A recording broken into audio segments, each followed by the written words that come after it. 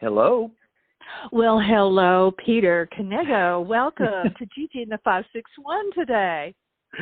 It's so great to be here. Thanks so much, Pam. I'm very excited to be able to talk to you today. I'm honored. I am truly honored. Everyone, welcome to this great podcast, Coast to Coast. We're going coast to coast today with Peter. I want to tell everyone, sit back, everyone, pull up a chair, get something to drink, get a libation, because it's going to take me just a minute to tell you about this incredible man on the other end of the podcast today. Peter Knego is well known, to say the very least, in the world of travel. He is a world traveler. He is actually an icon. He is a maritime cruise ship historian. He's a music promoter, video producer.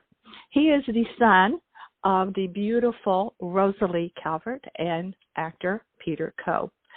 He has a shop that you can go to and look at things, and we'll talk a little bit more about mid-ship century a little bit later. He's a freelance cruise and maritime writer. He has a YouTube channel, Midship Cinema. He's out there. He's everywhere. And we have much to talk about. However, today, and I do want to say to you, Peter, Gary did a piece on you. Everyone in the world has written about you, but Gary did a piece on you as well, my mate. And when I read it, I said, I really do like this man, because the ship that you said, of all the ships in the world, that you would want to be on if there were one. Do you remember your answer to that question that he posed to you about that ship? Well, I hate to think that can change depending on what day you talk to me, but I hope I said the New Amsterdam of 1938. Well, this had to be, this was a few years ago. It was the Normandy. Okay. The sad Normandy that was so, it's my favorite. So yeah. It ended so sadly. But even though this is, you are known throughout the world. You are so well known about your travel. No, you are. Don't be modest, because you are. It's just the truth. But that's really not what we're going to talk about so much today. We will, and you did promise to come back, because there's not going to be enough time on this one. If you can handle it, I'll be back. Yeah, I can handle it. But what I want to talk about with you today, Peter, are some other things. One of the things that I want to talk about is your mother. Your mom was an actress. She was a model. And when you see photos of Rosalee Calvert, to me, she's been compared to many great beauties. Grace Kelly, for one. Mm-hmm. But to me, she also had the beauty of a Jean Shrimpton of the 60s. She just has, in her photos, she is incredible. So I want to talk about her, and I have a lot of things to say about Rosalee, including, you may not know this, but you may. Do you know there's a fictional character in a TV show called Grimm that's named Rosalee Calvert? Yes, and because when I was Googling my mom, she kept popping up. And not only that, there's the character in Titanic, the fictional character in the Titanic movie is named Rose Calvert. So James Cameron must have been tapping into something there, because it's there were none except for my mom, and now there's a lot. It was really amazing. I went, wait a second, that's not her. So much to say about your beautiful mom. Is your mom still living, if you don't mind saying, in Palm Springs? No, she's living, actually, she lives with us here in Oceanside. Okay. She's actually downstairs. She's watching TV and having her lunch. So well, I knew that I thought maybe she was still living in Palm Springs. That's a little bit personal anyway. But okay, now here's Peter. What I want to kick it off with, because I am smitten with something that you introduced me to, and it is a group And I'm embarrassed to say that I didn't know this group, and now I am completely enthralled with a group that you were a promoter for 20 years, I think, Sparks. Yep. Genius. The most brilliant people I have ever encountered, and the most underrated band in the history of rock and roll. Completely influential, worked with everyone and anyone across the spectrum of rock music, from Todd Rundgren to Giorgio Moroder, who was one of the electronic music pioneers. He collaborated with Sparks in 1979 with an album called Number One in Heaven. It came out in America. I think it sold about 50 copies at the time, but it was brilliant. And in England, it was a big hit, and it influenced all the bands that were electronic in the 80s, from Human League, Depeche Mode, Erasure, Pet Shop Boys, even though they don't admit it. They're just so talented, and yet they never had their moment, in America anyway, of popularity that they deserved. And it was really frustrating to me. So in the early 80s, I was in college, and I was working in movie theaters. I went to UCLA, and Westwood Village is right there next to UCLA, and they have a bunch of movie theaters. And I worked at a theater called the Bruin Theater, which I think it's the one on Access Hollywood, where they have that round theater marquee. It's the most famous marquee in movie theaters, and it's been copied everywhere. The big circular Art Deco marquee. Anyway, in Westwood, I would see Ron and Russell from Sparks walking around. They lived nearby, and I was a huge fan. And one day I encountered them on the street, and I told them to come see a movie anytime. And actually they did a few days later, and I was absolutely speechless and bumbling and fumbling, and I couldn't even get a sentence out, but I was just so thrilled to meet them. And anyway, we gradually became, I wouldn't say friends, but acquaintances.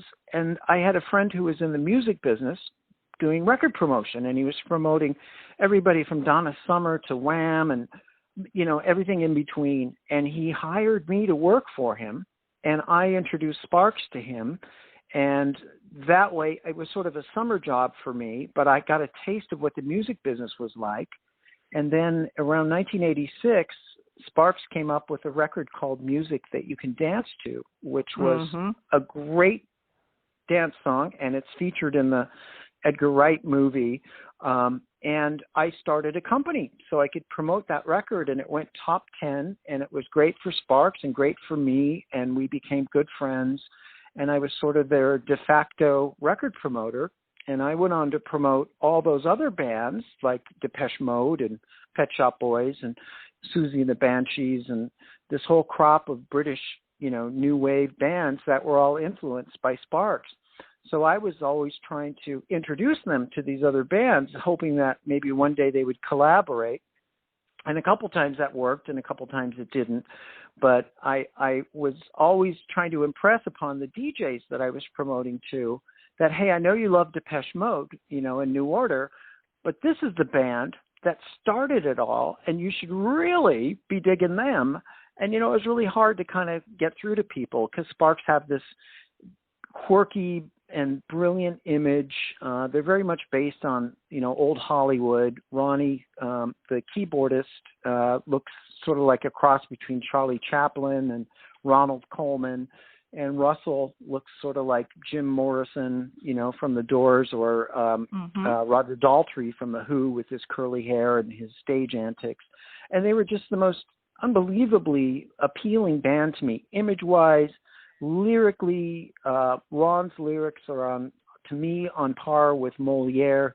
They are so funny and so layered, and yet when you delve deeply into them, they're sad and full of pathos as well. But you don't get that because on the exterior surface, Russell's singing about, I wish I looked a little better, and silly things that seem silly, but they're really deep and very, very incredibly moving at the same time.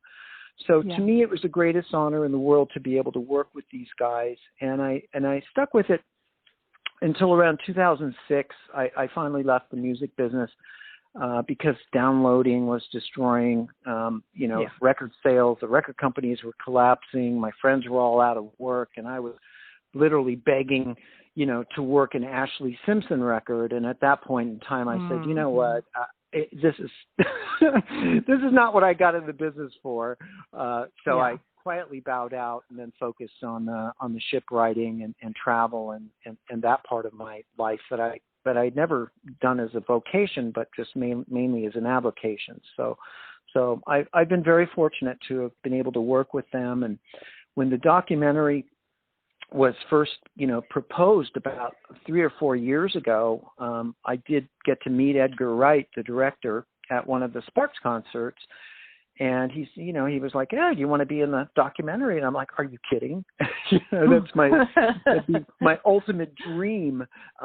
So I got to go up, and I'm one of the 95 or so people that are actually in the documentary. But that includes people like Duran Duran and Flea from the Red Hot Chili Peppers and Todd Rundgren and Giorgio and all of these brilliant people. So I'm interspersed in this documentary talking about Sparks because I worked with them at a time during their career when not many other people were working with them. So I got to fill in some blanks in the long story of Sparks, which is fascinating. And even if you don't love the band, I hope you do. I hope anybody that watches it loves the band after they see it. But you can't deny that the story is fascinating. A 50-year career in the music business. Yeah. They just finished recording their 27th album. And here are these guys in their mid-70s. They are so vital. And I've been going to a lot of my favorite band concerts. I just saw Kraftwerk a few days ago, and they were pioneers like Sparks, and they were excellent. Sure. Yeah. And I saw Blondie last month, and as you know, Blondie, I adore Blondie. They are up there in my pantheon of favorite bands. But even Blondie, just they cannot match the energy and the stage presence that Sparks has.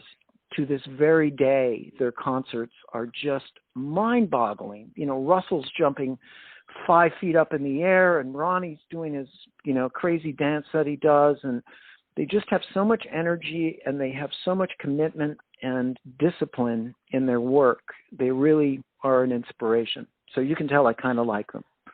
Well, it was the documentary was done in 2021 on Netflix by Edgar Wright, who is a known director, Shaun of the Dead, Baby Drive, which is a heist movie, very very known. But it's a long documentary in a way, and yet it isn't, because at the end of it, and may I add, you have to watch it all the way to the end, because the very end is pretty cool. I thought it was just brilliant. But one of the quotes that you had in the documentary was that they are a weird novelty, but the thing that is so compelling, well, a lot is compelling. I mean, they became like the best British band from America, because the German people and the British people really understood more about what they were doing. But their music does have a point of view. I mean, you're right. It's like the one that you can dance to. Which is really cool. But they were sort of told, write something that people can dance to, and then they wrote one which is, again, what you just said. When you really pay attention, you have to pay attention to these two guys. It's borderline attractive from afar is one of the lines. And then you have these when they're performing there. And by the way, let me just stick in there that I am really jealous of some of their stage costumes, some of those pink jackets and stuff, Peter. I could dig it. I could dig it. Yeah. But when Ron does the strip tease, I mean, it's just so. It's brilliant art, basically. It's what they are. I mean, they are just, it's just art in every way. They are, yes, it's pop, has a pop sound, but they're, you can't, I will say, I was so drawn in to the documentary, to their story. It's like the prolific writer and the way that they did I mean, I kind of couldn't believe it, where they did you can elaborate on this more. Sure. They did 21, they did a concert for every album. Yeah. With every Their manager song had suggested, that, oh, hey, why don't you guys do, each of your albums in concert to promote your new album? So they had, at that time, 21 albums. It was earlier in their career. And so they performed, and it ended up being something like 300 songs. And many of them they hadn't performed since that particular album came out. Their first album came out in 1971. So you can imagine what it was like in the studio rehearsing. And, of course, their band, they have a new band, which is incredible. These guys, they're in their 20s and 30s, and they're rock and roll stars, each one of these guys in their band. And yet, here are these guys playing music, that they weren't even born when it was originally released. And so they had to rehearse all of these albums, and they did the show. And it drives me crazy. I was actually on assignment. I was on, at that point I was doing a lot of travel writing, and I was on assignment. I couldn't go to England and see any of these shows, and it broke my heart. Oh, Peter. Oh, no. Yeah. I know. I was so, it's talk about a good problem to have. I think I was, doing Antarctica or something like that.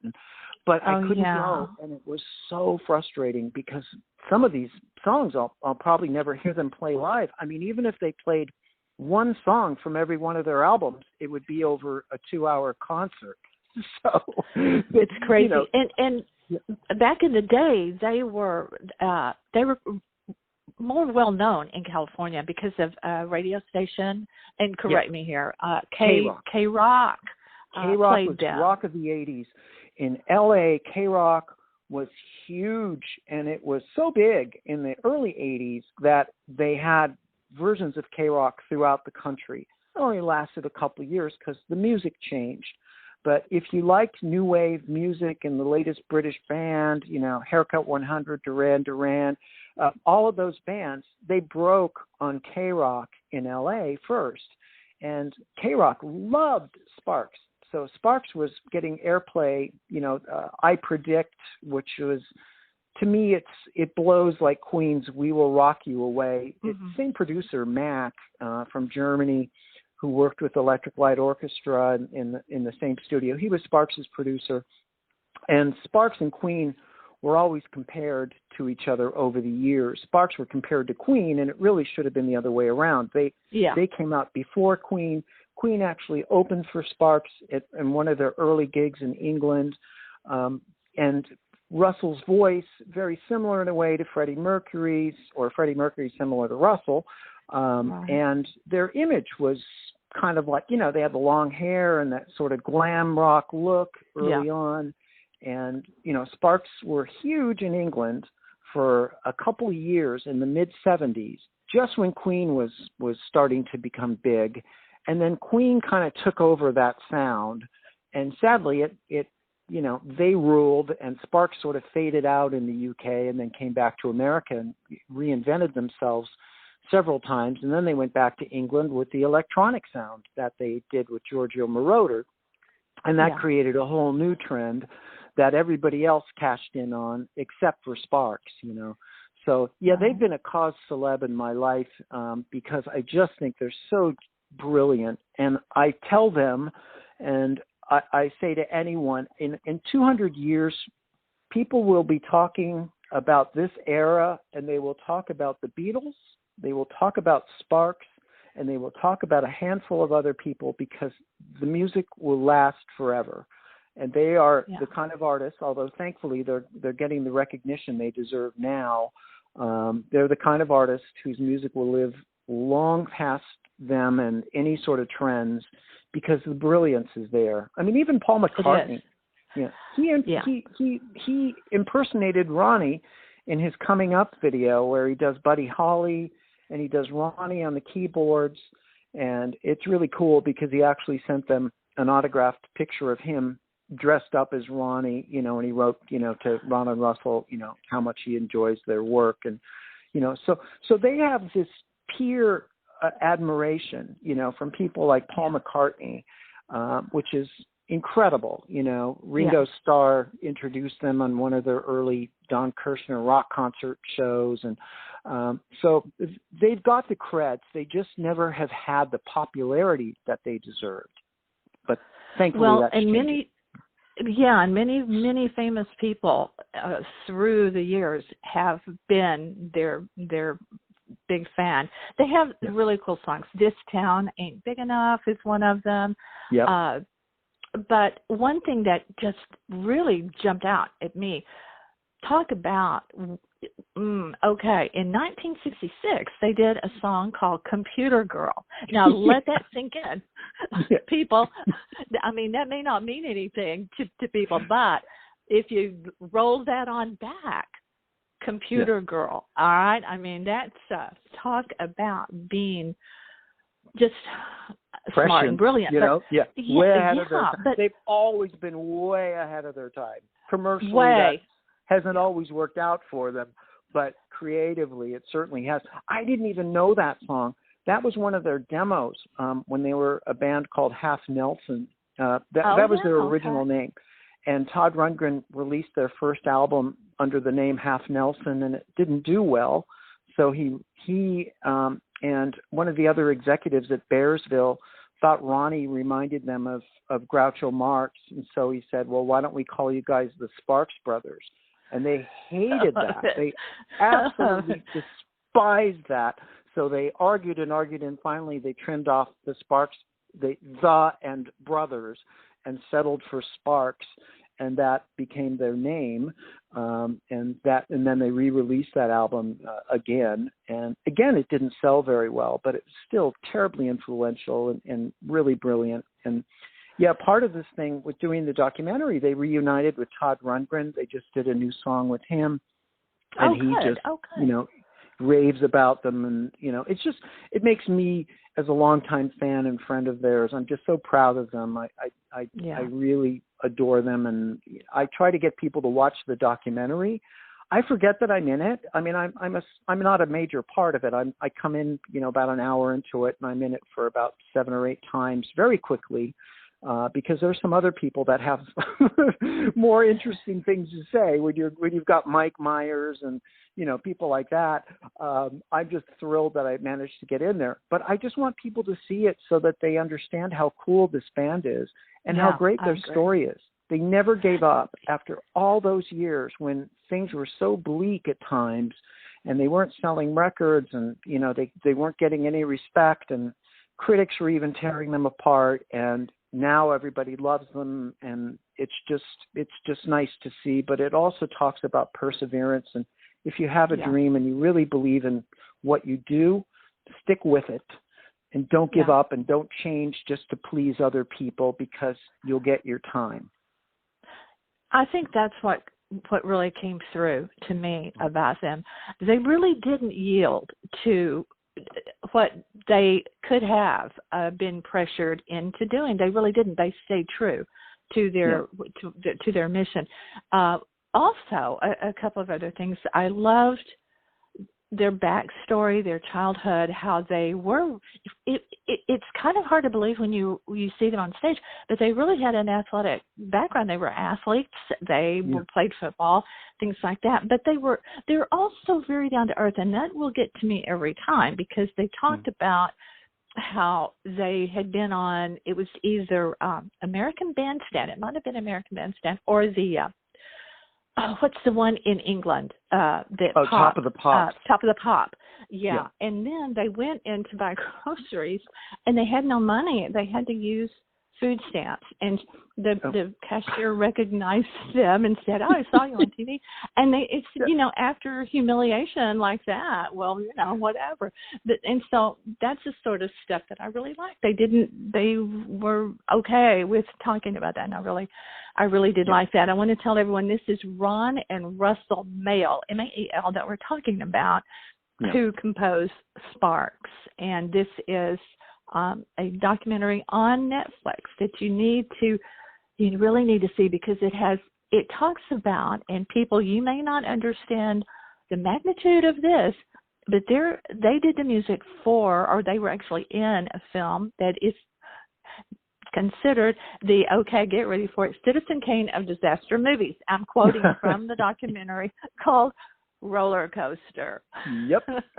That played at the movie theater I worked at, by the way. Before I even knew, that was the same year. It was like a couple weeks later, a friend of mine said, because I was a big fan of Queen and ELO, and we used to go listen to music after school at his house, and he's like, you got to hear Sparks. And then I put it together. Oh, that's that crazy band that was in Roller Coaster, smashing the piano stool and all of that. And so that was my very first exposure. And I worked in the theater where that movie showed at the Bruin. So that was really kind of funny. Funny. Yeah. Citizen Kane of disaster movies, indeed. I love that quote. I jotted that down real quick. It's like, that is just the perfect description. I don't think anyone has untouched kind of across the board having to do with music. Richard Branson, they sent things to Virgin Records, but I now have Sparks in my, thanks to you, Peter, Mr. Peter Knego.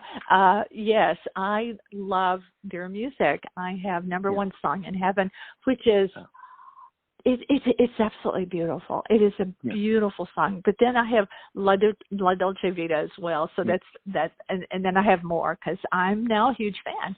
And I love. You've got to read the lyrics, Pam. If I don't know if that's the problem with. I guess if they're downloads, you can't get lyrics, but there is a site where you can dig up the lyrics. Yeah, and I always do that, Peter. What I recommend is just when you're sitting back listening to the song, because sometimes Russell sings so quickly, or it sounds like he's singing in French. Sometimes you can't even tell, that it's English, because he's squeezing in so many words to get into Ronnie's lyrics that you can't capture all of it. But the lyrics on that number one in heaven album are just beyond genius. There's a song called Tryouts for the Human Race, which is about a sperm cell trying to break through. We are 250 million strong, and he's doing his best to get through there so he doesn't vanish like dew. There's My Other Voice, which is like a machine taking over somebody's mind. Number one song in heaven, this is a song. Why am I hearing it now, you ask? In other words, you just died, and you're like, why am I hearing this song? Gabriel plays it, God, how he plays it. I mean, there's just so many hidden gems that are in that album, and lyrically speaking, especially. I can't recommend it enough. It's the album that really changed my life musically. I was an old British. I still am. I love British bands from the 70s. Yeah. Sweet, ELO. ELO I still love. The production on, that Jeff Lynne did, and the fact that the Beatles finally came to Jeff Lynne and said, hey, we dig you, when everybody accused ELO of being a Beatles ripoff, those bands had a great sound, but Sparks is what brought me into the new wave sound. And bands like Devo and B-52s, and you can hear in all of those bands the same kind of influence that Sparks had. And Sparks were releasing new wave sounding albums in the mid-70s. Before they went electronic, bands like Blondie sounded a lot like Sparks, the Cars, Talking Heads, and even their image is very much similar to Ron's, the skinny guy with the skinny mustache on the keyboards, and Russell with the fluffy hair. Their image was just so iconic and so brilliant. I just adore them. And every, the good thing about them is the more you delve into them, the more you love them, because you read the lyrics and then you're like, oh my God, this is so genius. It's not even funny. It's just, it's profound. And then their live show is so great. They are the ultimate band in so many ways. So there you go. You get me started about really, Sparks. Well, no, I'm right there with you, and I will wrap up on Sparks with this because I thought, boy, this song and where we are kind of in the world right now, I thought, I really kind of like this. I like these lyrics. And it is, if you don't like us, we don't like you. It's like, that's pretty cool. That's a pretty cool song. I like that. Okay, now awesome. We are going to circle back to talk a little bit about travel, but we have to talk about your mom, Rosalee Calvert. Now, your dad, we won't talk about your dad today. There's just he has such a presence as an actor. But your mother really started working early on and just continued to work through as a model and an actress. Now, let me tell you something. She didn't have a choice. She wanted to quit, but she had to support 3 kids because my dad wasn't doing the job. So my mom, she in the 60s, she was done, and most models, they have, 5-10 year work span and they're too old. But my mom, looked great, and she worked through the mid 70s supporting us. And, she was doing fashion shows and photo shoots and stuff. And growing up as a kid, I didn't know. I thought everybody's mom was, in the newspaper. We'd open up the paper and there'd be an ad for May Company and there's my mom, in a full page spread. And I'm like, oh, there's mom again. Cool. And I'm like, oh, at school, I'm like, did your mom get in the paper today? I had no idea. I wasn't trying to be pretentious. I just really thought, that's how every kid was, Yeah, that was you. That was your life. That was normal. Yeah. She. I am a huge fashion person. I love clothes. Wow. I love all of that scene. And one thing that I loved, I have watched, and I was telling our son about this. I said that I was going to do this podcast, and I said, and his mom was in If a Man Answers, and I said, I have watched that so many times. I said over, and I actually own the movie, and I said, and his mother is one of the models in the studio with Bobby Darin. He said, Mom, you've made me watch that movie. So he said, I've seen his mother in the movie too. So today I went back, Peter, to the movie, and I did screenshots. I did about 5 or 6. Oh my gosh! Right. I did. I want to know, and you may not know the answer, but I want you to please find out the answer for me. Sure. In the studio where Sandra Dee is receiving, this is everyone. This is a movie from the 60s with Bobby Darin and Sandra Dee and some other great people like John Lund, for example, and Cesar Romero, and Rosalee Calvert, Peter's mom. But it's in the studio, and she's receiving flowers, and all the models gather around, and they're on, he's photographing them and stuff. I'm guessing that your mom, now she could have been wearing a wig, I get that, but there's just a stunning, she sticks out. She's the only blonde in the group, and she's kind of standing in the far left of the screen in a black and kind of black and white top ensemble, skirt's black. And I'm thinking that's your mom. Do you know if it is? Yeah, that is my mom on the left. I'm pretty sure that's okay. Yeah, in I haven't black, seen it in a while, but but she's got the big. I don't know if she's wearing a fall because my mom had really great thick hair and it might have been her real hair pulled back up because I bet it was. I bet it was her. Yeah, because I went, that's got to be Peter's. That's an unfair question to ask you without seeing the movie recently. But anyway, your mother worked with some of the greats. I mean, she was in a movie called Made in Paris in 1966 with Anne Margaret and Louise Jourdan. And the costumes for that were done by the very famous Helen Rose. Yeah. And 42 minutes into that movie is the fashion show where all of these great Helen Rose creations are. And your mom is in that movie. And they the way they describe that film is it was kind of the Doris Day kind of film with Anne Margaret and the silly film. Yeah, very silly, but it looks great. Yeah. Yeah. So, but she also worked with a great photographer, John Ingstead. Yes. Was his photographs, or actually you can see them at the Columbia Museum of Art. That just and a very famous designer that everyone will know, Jimmy Galanos, was also Galanos. Thank you. Yep. But her agent was Eileen Ford, and I loved one of your mom's quotes about Eileen Ford when there was a fashion show, and she was working on stuff, and anyway, she was talking up your mom to someone a little bit, but not a lot. It was just like, go to X paper or whatever. And just look at it. Just look at her. She's there. Just go look at her, because she thought so much of your mom. And then she would hang up on them. And your mom said that Eileen Ford loved. She was a formidable woman, everyone, but that she loved to hang up on people. I loved that quote. She was an agent. She was quick, and she was like right to the point, in a New York minute. And so, she told you what you needed to know, and then click. She's done. She's on to the next call. And that was just normal for her. I mean, we were Californians, so we didn't get that so much because, everybody's overly polite, But that's the way Eileen Ford worked. Yeah. And then she worked with the incomparable Edith Head. Yes. And your mom modeled costumes that would be worn by Lucille Ball, Carole Lombard. She wore Carole Lombard, and she wore Mae West for Edith Head.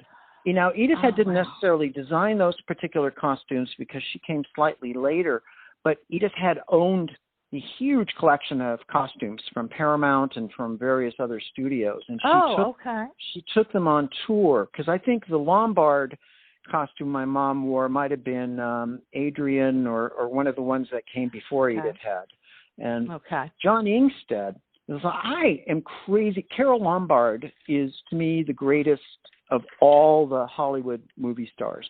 She was gorgeous, and her comedy timing was the greatest of all. And even Lucille Ball, says she used to follow Carole Lombard around the Paramount lot and study her and learned from Lombard. And you can see in movies like My Man Godfrey, which is my favorite movie of all time. Love that movie. Mm-hmm. Oh my God, it's got such a lesson to it in life, and it's so funny. Yep. And it's so glamorous too. I mean, it's an incredibly beautiful movie to look at.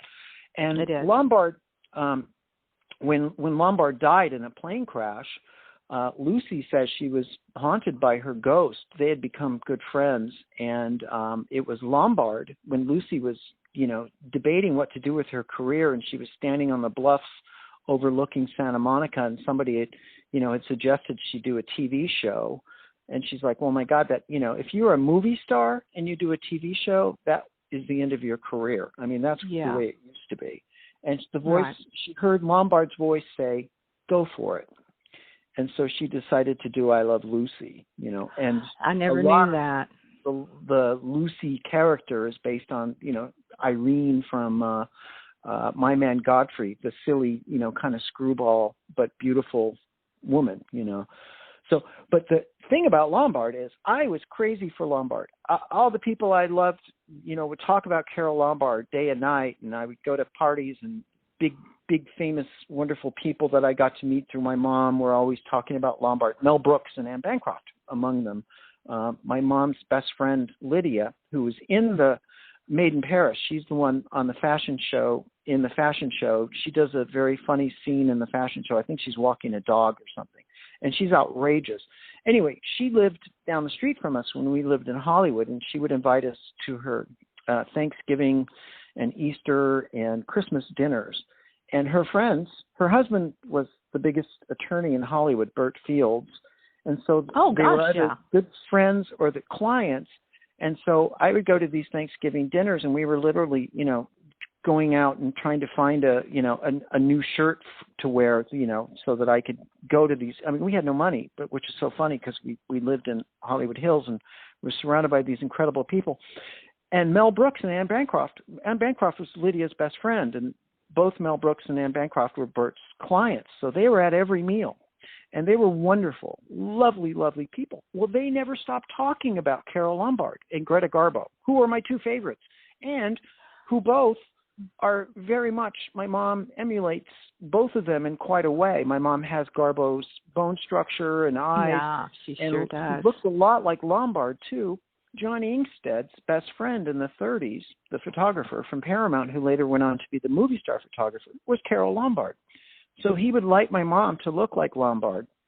And so I just had this Lombard thing going on. And then, to have my mom, be sort of a part of that was, to me, really cool. So I love Carole Lombard. And yeah, my mom, she had the most incredible people telling me, we went to dinner at Loretta Young's. Loretta Young was married to Jean-Louis, who was the fashion designer that right, of course. Mom was his top model. So Loretta Young knew my mom through modeling and kept saying to my mom, she's the most beautiful person I've ever seen. So when you've got Loretta Young telling you, that your mom is the most beautiful woman in the world, it's, pretty impressive. Yeah. That's very impressive. As a matter of fact, there was a fashion show, a Jean-Louis fashion show, I believe, where Dietrich was your mother's dresser. Yeah. And your mom was kind of like, will she know what to do? Because Dietrich was friends with Jean-Louis, and will she know what to do? Because it's quick and it's fast. You have to be ready to jump into the outfits. And she said she was, and she was great. I'm quoting your mom. And but then at the end of it, Marlene Dietrich says to your mother, "You're beautiful, just like me." And I just thought, what a great compliment. Really, it was tremendous. I thought that was such a great story. Yeah, but Dietrich could be so generous. Yeah, you're so beautiful. You look just like me. Well. Yeah, I mean, because that would be intimidating. I think to have someone famous like that being your dresser. Wow. Yeah. And especially because Dietrich had a little bit of a reputation. I don't know if you know, but she was known, for her, she liked both men and women. So my mom was a little nervous, at that point too. But I mean, there was nothing like that. Dietrich was very, very professional and very kind. And yeah, she was just a fan of Jean-Louis. And I guess I think they were in Vegas for that show because Dietrich had her one-woman show also at the time. So she popped over and wanted to help out with, with the show, which is pretty funny. Your mother modeled, and remind me what this is. There's a photo of your mom in a leopard coat, or isn't it some kind of an animal print? I want to say I saw a photo of your mom. It's absolutely, the photograph is art. It is so gorgeous. And I want to say it's an animal print, but the photo itself, it's just stunning. I mean, your mom, it just takes your breath away. Her beauty just absolutely takes your breath away. She's so, so gorgeous. No, I'm really proud of her. She really, and she wasn't just beautiful. I mean, and still is. She's 95. But she was an incredible mother. She couldn't have been more loving and giving and kind.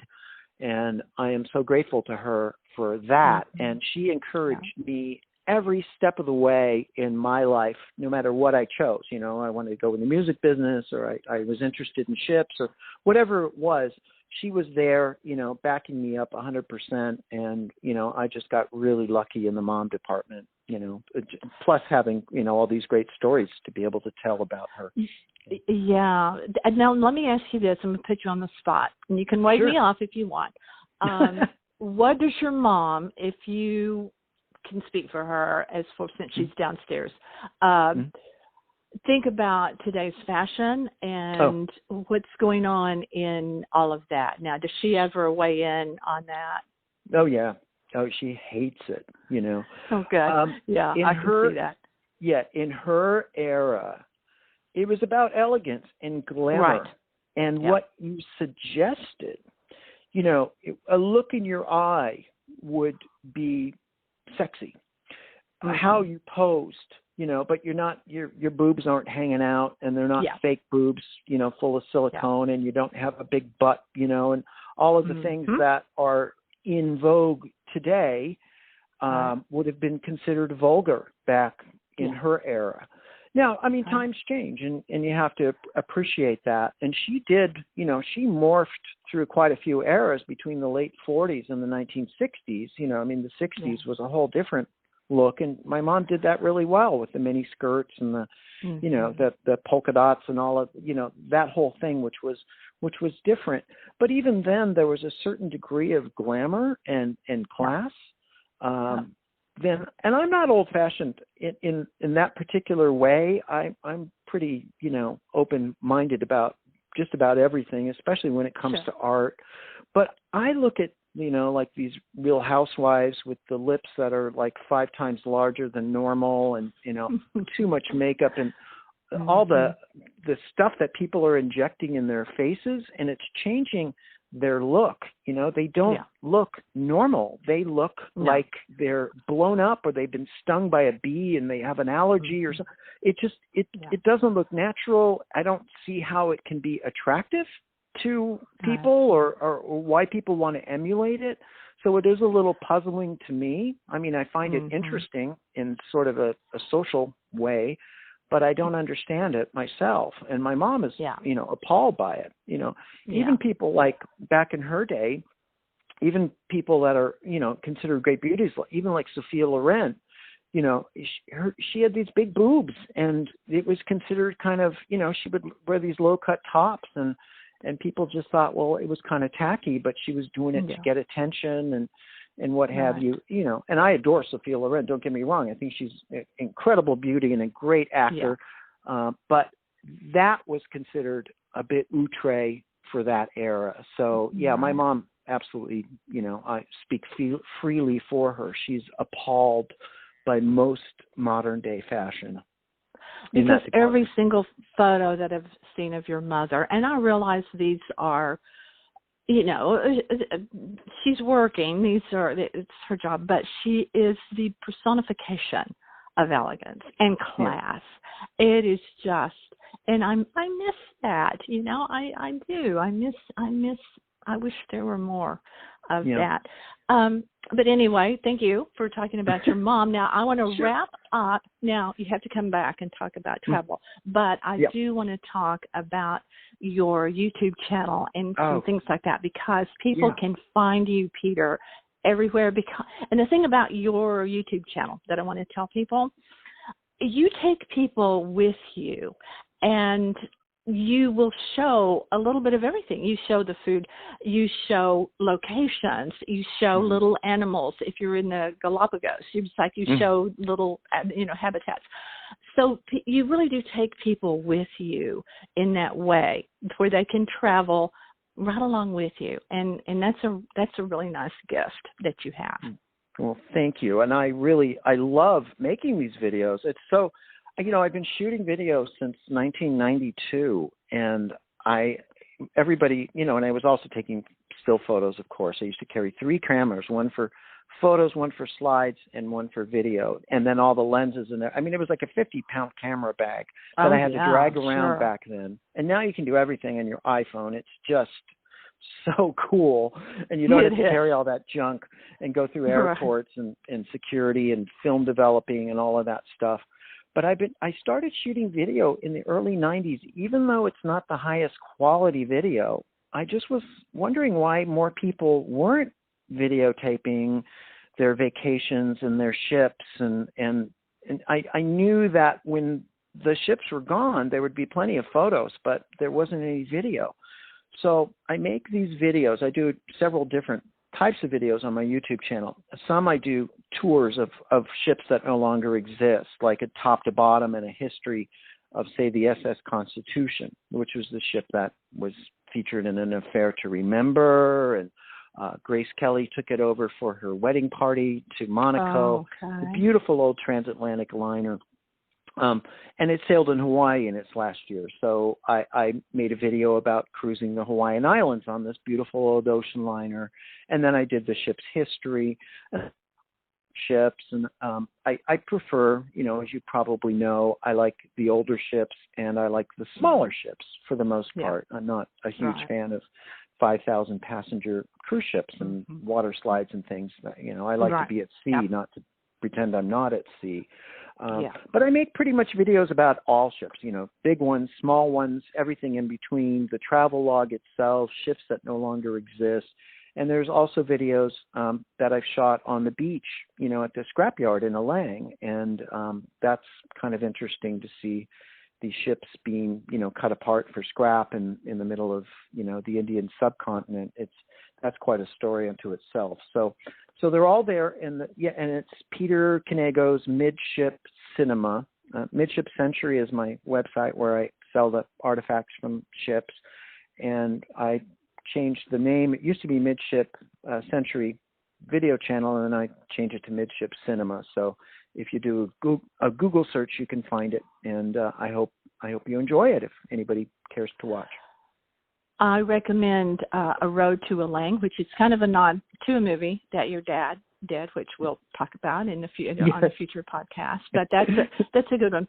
Peter is a historian, so I consider you a rescuer of artifacts, and spent many years doing that. So it's very deep. This all of this that you do, the history and the documentation and the saving of things that will never be again in a cruise line on a cruise ship. And if you're fortunate enough, you possibly could buy some of that on his website, but do look at his videos of not only his travels, but how he also goes in and records, and he is a historian. So you are a man of many talents and interest. And well, you're very kind. I've been, I'm a little strange. I get obsessed about the things that I like. But fortunately, I figure out a creative way, in my best ability anyway, to sort of express my obsessions. So, and it's a pleasure to be able to speak about them with you, Pam. Thank you. Well, I really appreciate it, Peter, so very much. And I do want to tell everyone we will have several links, because for the podcast there will also be a page, everyone. You can see what Peter looks like. And by the way, you looked really nice in the documentary. I liked your look. It was black and white, and you were just so articulate, and I really liked your hair. You looked really good. So look for him. No, it's just the truth. I told Gary that. So, Peter looks so good in the documentary. But there will be links to all sorts of things for Peter when we're all said and done with the podcast. So you won't have to look too far to find information on this fascinating man. Peter Knego, thank you so much. It's been my true honor to have you as my podcast guest. Oh my gosh! Well, I'm going to be walking on cloud 9 after this conversation for the next, several weeks, Pam. Thank you so much. It's really been a pleasure. My pleasure. Please go and tell your mother how much. And like I said, I have those screenshots in my phone of her in If a Man Answers, and little did I know I was watching your mother all those many times in that film. That's so funny. Okay. I definitely will, and we'll both be listening to the podcast when it comes out. It'll be fun for her to hear us talking about her. So, okay. Thank you so much. Okay, everyone, you know what to do. These podcasts are always available on northpalmbeachlife.com, as always, as well as Spotify, iTunes, Amazon, and many other platforms. Too many to name. I don't want to bore you with all of those platforms. We're out there if you want us to be or not. Our YouTube channel as well. Go. We know you do. And check us out. Check our videos there as well. You can find Gary on All Things Cruise, where he writes about travel. Just type in his name, Gerry, yes, but it's pronounced Gary Barker. Go find him. My book's on Amazon. Go find them. You know what to do, Pamela Barker. If you can't find them, let me know. I'll help you. I'm not curing any of the ills of the world. They're just fun characters I would like to hang out with. It's my book, so I can create them any way I want to. So get them, read them, and let's talk about them. Thank you so much for being with me today with Peter Knego at Gigi and the 561. I'm Pam Barker. This is my podcast. Stay with me.